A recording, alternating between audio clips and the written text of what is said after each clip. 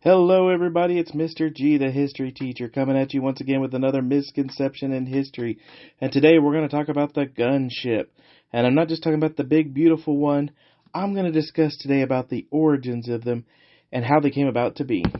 Now, when we immediately start talking about gunships, the first thing that comes to most people's minds is the AC-130, also known as the Spooky, the Spectre, the Ghost Rider, and the Stinger II. But in reality, the origins of the gunship go much, much farther back. So when we talk about the gunship, we really need to go back to World War II and think about why would we need such a vehicle. And really it came down to two extreme purposes. Essentially, the military developed a offense and defense version, one being a heavy escort vehicle, the other being an attack craft. For the defensive version, the Army Air Force took B-17s and B-24s and basically loaded them with as many 50 caliber machine guns as they possibly could. A great example can be seen right here with the B-17, in which they actually added an additional ball turret to the top of the aircraft and turned all single mount 50 calibers into dual mount 50 cals. While they didn't build large quantities of these flying destroyer gunships, it was a proof of concept that showed that it could be possibly done. Now, the other side of this would be the attack version of the gunship, which would influence the future gunships like that of the AC-130. The B-25 Mitchell provided the greatest example of this, with G, H, and J models all being utilized for attack purposes. While the J model is my favorite with its 1850 caliber machine guns, the power of the H model cannot be denied. The B-25H model got its power from mounting a 75mm cannon on the nose of it.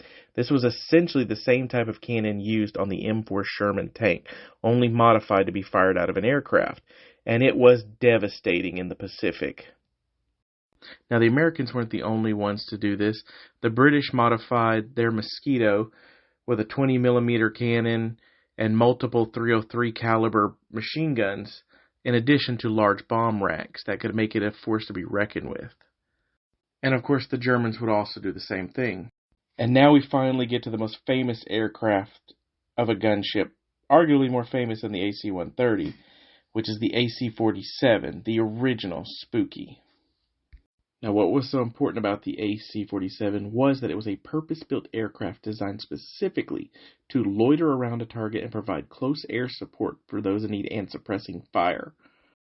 Now, it did this by using 3 M134 miniguns, which I've talked about before, manufactured by General Electric. These 3 weapons were capable of over 2,000 rounds per minute. While the AC-47 was the most famous gunship of the Vietnam War era, it was not the only one, as the United States used multiple aircraft. These include the AU-23 Peacemaker, the AU-24 Stallion, and a favorite of mine, the AC-119 Shadow and Stingers.